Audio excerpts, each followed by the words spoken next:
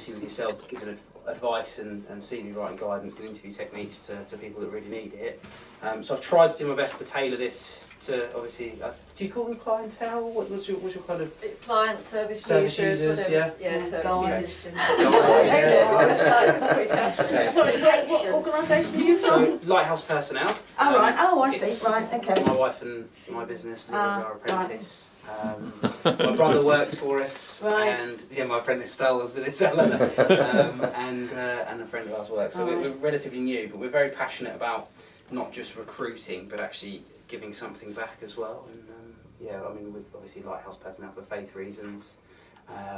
My wife and I, I grew up near a lighthouse as well, and guiding people in the right direction. So, but yeah, so CV writing. So I thought first of all, the first little slide you'll see at the top is some statistics, but I can read them to you about CVs, which I think are really worth noting, particularly when you're giving advice to people. So 76% of all CVs are discarded for an unprofessional email address. That's 76%. And something as small as an email address.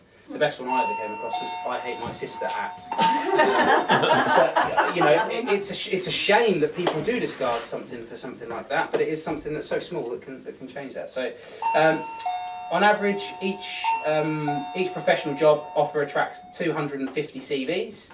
Of those, 4 to 6 will get selected for an interview. That's from Glassdoor. 75% of employers caught a lie on a CV. 75%, that's a lot. Recruiters, and I would also argue hiring managers on this one, spend an average of just 6.25 seconds looking at a CV to start with, and then obviously if no, then they'll get the one that they like and they'll spend longer, but that's the average amount of time. So 59% of recruiters will reject a candidate because of poor grammar or a spelling error, again, which I'm sure you guys are already probably well aware of that. Over 40% of recruiters are put off by too much design. So from those statistics, we know that professional email addresses are, first of all, really important. So even just having a second one, or perhaps maybe even avoiding one, but it's something that's got to be considered, because if CVs are being turned away for such a silly thing, surely that's something that can be addressed early on. The CV has to stand out amongst 250 others on some jobs, so that's a lot to stand out in front of. Don't lie on a CV; it can catch you out. We really push that. You only have 6.25 seconds to impress as well. So grammar and spelling is crucial, obviously, and too much design can also be off-putting. So the 3 key things for me is it has to stand out. You've got 6.25 seconds to impress, and too much design can be off-putting. So when you're talking to people, you've got to kind of bear those things in mind, because design is really important. It's got to be eye-catchy. So you've got 6.25 seconds. It's got to look good. So with the design, moving on to the next slide that I've put there, which is all the research we've done on CVs, the best ones that we tend to find we see are 1 to 2 pages long. The best ones are 1 page long. We really think that CVs can get to 1 page, and I've got some examples in here as well, just to look at. For anyone, even if you've got 30, 50 years experience or 5 years, you can get it onto 1 page, because the CV's to be relevant for the job. It doesn't have to be, War and Peace. And actually, if someone's looking at it for 6.25 seconds, that's going to be an instant. This is going to take me ages to look through, but I've got this other one here that's 1 page long that's got everything on. So we really think that if you're giving people advice, it should be to keep a CV to 1 or 2 pages. Colour, we don't think yellow, red, green, blue, pink, just maybe one colour of a different font somewhere for your titles or your headings. It's instantly drawing to look at. You're instantly looking at it. So even just a little bit of colour can really make a big difference. And make good use of the white space. Just use a standard Word document template, and it will just leave lots of different white space on the page. But that can be filled in with little smart art on Microsoft Word, which is quite easy to look at. If you look along the top on Microsoft Word, there's something called smart art, and it can add in little graphics, little squares, little things that look smart and that can be condensed and can fill those little spaces, and you can put them anywhere on the page. So obviously that's a little bit more advanced, but it's trying to make use of that white space so the CV doesn't look bare, also not too overcrowded. It's really finding that right balance. So the templates that I've shown, so these are the next ones, some examples. So do you use, when you're doing CV stuff with the guys, do you tend to use Microsoft Word, or do you, what sort of stuff? Yes, we do. And do you use the templates? Have you seen the CV templates, or do you just sit down with them and create a new document with them? It varies, yeah. I think it varies. Depends whether they've had one previously as well. Yeah. So I mean, on Word, I mean, these are just some examples of templates, these three here. If you search on Word when you open up a new document, resume, it comes up with hundreds of templates. And these are one-page ones, and they're really easy to fill in. And they make, some of them make good use of the white space. Some of them, you know, are a little bit cluttered. Some people like a picture on a CV. I'm not so sure really these days.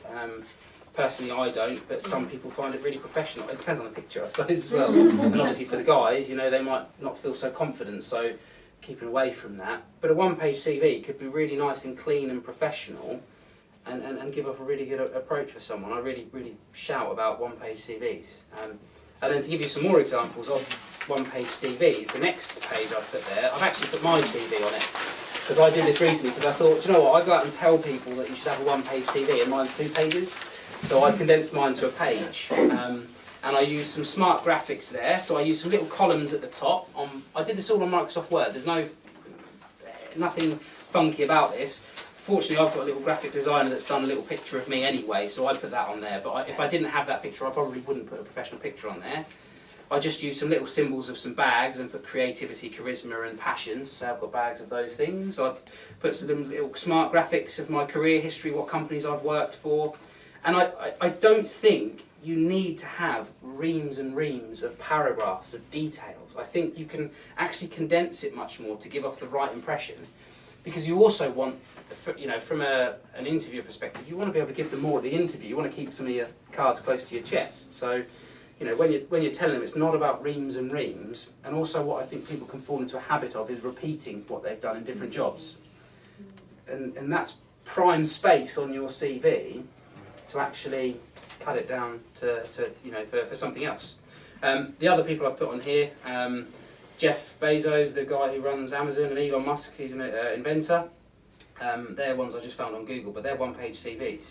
And if those guys can get their CV on one page, then, you know, I don't think anyone else should have a problem. But I mean, obviously they're really techie and stuff like that. But they've used pictures as well. But I just think one-page CVs, if you're advising people, if you want something to stand out, to catch someone's eye when they're applying for jobs, if you can get these guys' CVs to one page, I think it's the dream. 2 pages is fine. There's no issue with 2 pages. But if you can get it on one page, or you can help them to get it on one page, it's even better. And that's my belief. So, we talked about design. So the content of the CV.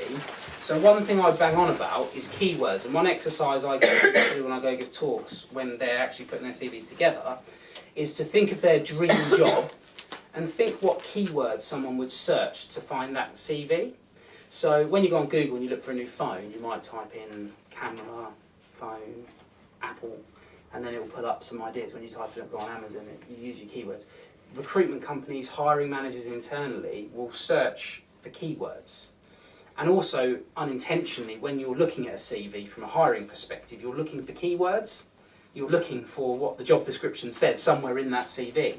So when you're giving advice to people, helping them put together their CV, they need to be thinking in the mindset of what would the person who's hiring be looking for, and what 3 to 5 to 10 keywords are they going to look for. I had a guy who was applying for a marketing job with us, a friend of mine, and he asked for CV writing. He had the words content in there, social, he had all these other things, but he didn't actually have the word marketing in there. In any of his CV, there was the word marketing. He just hadn't thought of the keyword. Everything else was a wonderful CV, but he might not even get found, and he's really good at what he does because he didn't have the word marketing in his CV, and we just said chuck that in there, and lo and behold, within a few days, because it's a marketing job, lots of CVs are being found for that. He gets a couple of calls. Keywords are really important, and to say to someone, right, what job are you? As I say, when we do these sessions, we say, right, think of your dream job. What 3 to 5 keywords would that person be looking for? Or what job are you applying for? What 3 to 5 keywords? And where can you put that in your CV? And I think that little exercise with the guys, getting that out of them as well, what are they looking for, might help. Keeping the CV clear and concise, leaving the hiring manager wanting more. So what we said there is not putting reams and reams of paragraphs, but putting more. I mean, you can use bullet points. We use the little line separators on ours, and just put in job duties again with keywords. So if it's for me, if it was a sales role or something, words like KPIs, targets, clients. I would have client meetings. I would have meeting KPIs, I would have hitting targets, just to put those words in there because that's what someone's going to be searching for. It's a retail job. Customers, I don't know, you could have stacking shelves or something in there, but when someone's looking through that CV, they're the things they're going to be looking for again. Good customer service. And I don't think it needs. When I was at this job, I did a lot of duties. One of them was serving customers behind the till, whereas if you've got serving customers behind the till, you've already got so much more space, you can put something else in there. And I think people get into a habit these days, and in the world that we live in, where it's so fast paced, hiring managers do want to see it nice and quickly in front of them. And I think when you're telling the guys to keep it a bit more condensed, it might really help them. First impressions are everything, so make it personal to you, keep it professional, yet keep clearly demonstrating personality. Again, with personal statements, they can come across quite rigid and quite like you're trying to give off this really professional person, but actually sometimes a little bit more humble. I've got a good sense of humour. What you'll get from me is someone that will bring a positive attitude to the team rather than just, I'm hard-working and determined, and it's also using some of these nicer words to show off who they are. I mean, I'm sure I know that the guys that you deal with have had really tough backgrounds and things, but they will have. You've probably got some great characters that come in here that have got a lot to offer, and I think using some of those words about their personality in there, and with the personal statement, why are you looking, what are you looking for, are also two real key factors. You've got to have in there. People forget about that. I am this person. I'm this. I'm going to be this. But actually, I'm looking because I've been out of work and I'm really keen to find a new career, or I'm looking for a retail job, or I'm looking for this job. It really helps enhance it because the hiring manager will take it seriously if they know that's the job you're looking for. So that bit can be tailored for each role for the guys. Just a one line of I'm this individual and I'm looking to get into this industry or this job will instantly show that they're actually taking their job hunting seriously because they've gone to the effort of putting it in to make it relevant for that role. So the sections on the CV, so we talked about the order of the sections. People think, what order do I put my CV in? Do I do job history, education?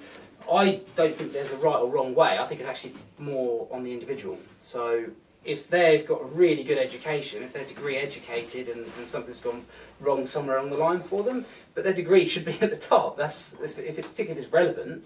But equally, if they've got fantastic work history, that should be at the top. Or if they've got some really good key skills and the work stuff isn't as positive, who they are or what makes them stand out, why they are looking and what they are looking for. The work history, avoid long paragraphs like we said. Lists and bullets are okay, but is there other separators that can be used? Avoid repetition of duties like we said. So all this, if you want to email out or anything or print that bit, when you're talking to people you can have it or whatever. Cover gaps in employment as well. A lot of people don't do that, they just avoid it. They'll just put, I worked here from 2010 to 2012 and then 2015 to 2017. They don't even put what was in that gap. And even if it was, if it was that they were looking for work, just being honest. Because otherwise people think you're hiding something. So just... How honest with us? Sorry, and what for employment history, maybe they've never worked, what we can put in there, or if they've had like a job and then been to prison or been rough sleeping, what level of honesty what do we put in those gaps, or how can you spin that for them? You've got to be careful on discrimination, because what you don't want is them to be discriminated against, and it does happen, unfortunately. But I think that honesty is always the best thing for me. As I say, you don't want them lying on a CV for sure. I like to think with something like that, you put a nice line, you really carefully word it. Due to personal circumstances, I was unable to work. More information available on request, you could put. And I would, you know, it's difficult for them, but they could encourage following it up with a phone call to say, look, have you received my CV? I know there's a gap on there. I just wanted to explain it's this. If they're not hearing back from, I think you need to have something in there. I just think if you just left it, people will think the worst. And actually, I mean, I've interviewed people before that have been very honest about their criminal convictions and you know, if they've spent time and it hasn't actually, you know, had any impact on their application because they've been really good. That's really, putting that personal reasons is really, that covers whether they're work, not work, gaps, doesn't it? Yeah, and when I look at a CV, people say looking after a family member or was long-term sick. But you know, you don't go, oh, well, were you just not working, you didn't care, or were you, you know, you instantly know. Otherwise you're just thinking, you're looking at the CV thinking, what happened then? Why haven't they put anything? And just one line, you know, it's nice and easy. And more info available on request. You know, putting long-term sick though, wouldn't that automatically go, oh, if there's somebody that's... Depends on when, depends on what. Yeah, okay. But otherwise you're going to come to that stumbling block and they're going to be thinking, you know, what if? I do think it depends on the sickness as well. You know? But I think... So if you've got 100 CVs and you've got 2 people that say long-term sick, wouldn't you? Yeah. To be honest though, just from my perspective, I mean other hiring managers might be different, but when I see CVs, if I see a gap, I'm much more cagey than if I know what it was. If I know it was long-term sick, I'd say, okay, well they've been honest about it, I can ask about it. Because they're willing to talk to me about it. Rather than, well they obviously don't want to tell me about that, and then they come in and they interview and they get caught on the spot and they go, oh I was, and then it's just, you just never know. And then you're like, well I'm going to avoid them because I don't know what happened there. It's too risky, the enigma. And a lot of hiring managers will avoid if they don't know, and they won't press, they won't probe, because they're not trained to. Whereas a good interviewer will probe, but you've got to rely on having a good interview. So I think, I personally think fronting it is better, in my own personal opinion. So the other sections, work history as we said, covering gaps in employment, education achievements, only list relevant qualifications. I've seen again some CVs where there's hundreds of qualifications, and I think having the relevant qualifications is the most important thing, because otherwise it's useful white space that can be used with something else. And again, you can always put more qualifications available on request. This is just to help you condense it as well, you know, to keep it to that one page. Keep it clear and concise.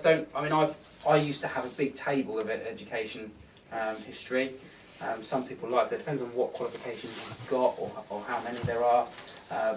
But actually, I think, you know, it doesn't have to be that long. On my one-page CV, I think I just literally put it on one line. This many GCSEs, this many A levels. These are the work-based qualifications on the next line, and this is it. I did 3 lines of my qualifications by condensing it. Whereas on my last CV that I had a table that took up probably a third of the page, and I literally just put them on 3 lines, the same thing, and it has the same effect. They're still there. It's just made it shorter and clearer so that you know, someone can see it nice. Oh yeah, there's his qualifications. Yep, he's got that. Or no, he hasn't. Fine. To again that 6.25 seconds. Where have I gone? There we go. Any key work or personal achievements? A lot of people don't put personal or work achievements on their CV. They forget to do that. Like a project they've been involved in, or you know, particularly the guys might have had to do volunteering at some places. I think my dad's even done some with probably some of them at some point. But they could put that in there. You know, helped. I think my dad was doing some installing some benches somewhere, some memorial benches somewhere with probably some of the guys you might have even come in to play with, and having that on their CV, volunteered with the community, you know, that's an achievement that you could put in there that you might forget about, and actually is giving something back and shows they're doing something about the situation. Also personal achievements you can as well. Obviously got to be relevant, but was a sailing champion at my local sailing club or something. I mean, yeah, I don't know about that, but captained my football team. I do think stuff like that is relevant to go in there. Or you can put that in your hobbies bit at the end. Skills, only list relevant key skills for the job. Again, so you know, if we've got an admin job and you're getting all these other key skills that aren't relevant, or if you've got a customer service job and it's purely customer facing like retail and you don't need computer skills and you've got all those on there, I think it's got to be relevant to the job. But make sure they can be backed up by experiences. So when the guys are putting them on their CV, ask them the questions of when did you do that? Because in the CV they're going to get asked, in the interview they're going to get asked. So they've got to be able to back it up with answers. don't just repeat duties from the job descriptions, add something different. So if they're looking at a job description, yes, you want them to write down what's on that job description that they've done before, but add something different as well, not just what's on there. Hobbies and interests needs to be unique and personal. I again see a lot of like going for walks, cinema and football. They're ones we see. But who with, or where, or what? You know, where do you like going for? So I like going for woodland walks, or I like going on beach walks. It just adds a bit more personality. Again, on mine, I think I had. So I'm father of 3 and husband to a 1 million wife. Volunteer coach for a sports football team. Football sports enthusiast. Regular church goer who supports the church youth work. So I've already said like a couple of places where I do it, who I do it with, what I do, rather than just I enjoy football and going to church and. I put, you know, just to give a little bit more. And you also, I mean, you've got your personality in there. It's just really well written. Father of 3, you know, Yeah. husband of 1 and a million. Yeah, Yeah. so that's You already just, know I me. like that a Yeah. lot. Even if you hadn't seen that, you already know who I am, and that Yeah. He's is. a nice guy. It's two lines. Yeah, you read Yeah. it, 2 Yes, lines. by writing that. As opposed to, I like going Nice to guy. walks. Cinema. What films do you like watching? Yeah. You know, what Yeah. what shops? Or what sort of shops is it? Retail? Is it clothes? I like going to buy new clothes, or you know, all those sorts of things. I think is really important. Particularly if they play football or anything. What football team do they play for, or where do they play football, or is it just 5-a-side? Is it, you know, something like that. And then personality fit is important. Personality fit is important to an organisation to show off your personality.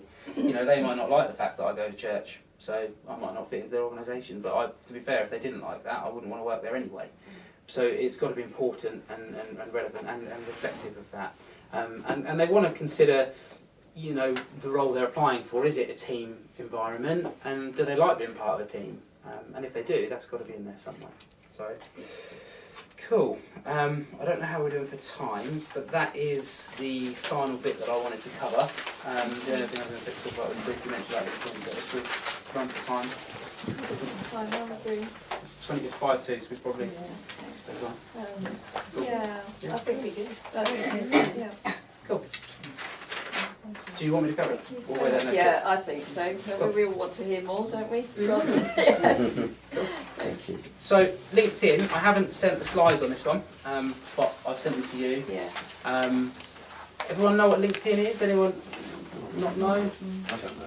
Okay, so LinkedIn is Facebook for business is kind of the way you describe it. So you have a profile on there. Now the reason I feel this is relevant is because I've seen a lot of, so I read one story on there that I found really inspirational about a guy who was homeless, who set up a shoe shining business and has now got loads of these in different places. Yeah, he's gone. He went to my husband's office the Did he? other week, and he's got teams of other homeless people now doing Yeah. it. It's got it's amazing business. I saw all that on LinkedIn and I think that really Yeah. boosted his business profile Yeah. because he was on LinkedIn. You see school and college leavers say, I'm looking for a job. You see lots of people sharing stuff about homelessness as well. And I think that if you could somehow encourage the guys to have a profile, that might be something further on down the line for them, and to share how their job search is going. I'm looking for a job. Unfortunately, I've had some unfortunate events, and this is where I'm at. But I really am encouraged to get back into work. Can someone help me find a job? You get thousands of shares on these posts and thousands of likes, and the exposure is massive. It's like having your online CV. So mine on there is, again, I mean, you have a profile picture. You have a banner that you can use, or you can choose an inspirational image, and then you could have like a key line. So mine says that I run Lighthouse personnel. I like going out and doing talks, and I like to be a bit of a do-gooder. You have like a summary, like a personal profile. People can endorse you, so you guys could endorse. You can write referrals and recommendations on there. So if someone had a profile on LinkedIn, one of your guys, and 2 or 3 of you wrote, what we really have loved about this guy from dealing with him is that he does just really want to get back into work, and when the other guys see him, he's got a great sense of humour, and you know, that is going to back up his opportunity. And again, you can add tags to that in your CV. Again, at the bottom of my CV, I have my recommendations from LinkedIn. I've taken little lines out of what people have said about me, and I've put it on there. That's references already in my CV, without having to give any details or anything that you guys could put on their LinkedIn. They can add it to their CV, and already they've got stuff on their CV to talk about who they are, and it's backed up by what other people have said. Where you've worked, and you have your duties in there, and then you also have your qualifications on there, and then, as I said, you have your referrals or your recommendations that people give to you. So the things we say about LinkedIn as a professional picture is really important. A well-written work history, same as you would on your CV, but on LinkedIn you can actually have it in paragraphs. It's more personable because it's a profile. It's not just there for finding a job. It's there to help you connect with business and stuff. So it's you can write the paragraphs, and you can talk about that in your CV. I mean, at the bottom of my thing, I've put a link to my LinkedIn profile on my CV and said more info here. So the job duties are really bare on my CV, but you go on my LinkedIn, they can read the full paragraphs of what I've put. So it gives someone else an opportunity to know more if they want to. The activity you can do on LinkedIn is you can search for jobs. There's jobs posted on there. You post updates that people see. You can add prospective employers, and you can even message them and say, "Hi, I've applied for the role. Just letting you know, have you received my CV?" You know, you're instantly getting an answer from someone rather than trying to phone up and getting fobbed off all the time. You're actually getting an answer from someone if you're just chasing down a message. You can do research on there, so you can research the company information, you can research the person who's going to interview you. You might find that you went to the same school as them, or you worked at the same place, or your friend worked there. You know, you've just got all this information on there that you can tell the guys to look out for. And I'm sure some of them have been really successful at one point in their lives as well, and have had a real fall from grace. And they can identify all that on their LinkedIn. Their profile will look really professional in that sense. The other thing that's a bit of a sort of sneaky tip that we found that works for research is you can research who the previous person was doing the job. And you can see what background they had and what skills they had. So, okay, they were employed clearly because they had this, that and the other. Well, I better make sure that I show that I've done that here or there without lying, and where you find it, in the right place. But it's a really good thing, and it takes 5 minutes to set up a profile. And you can copy and paste stuff from CVs.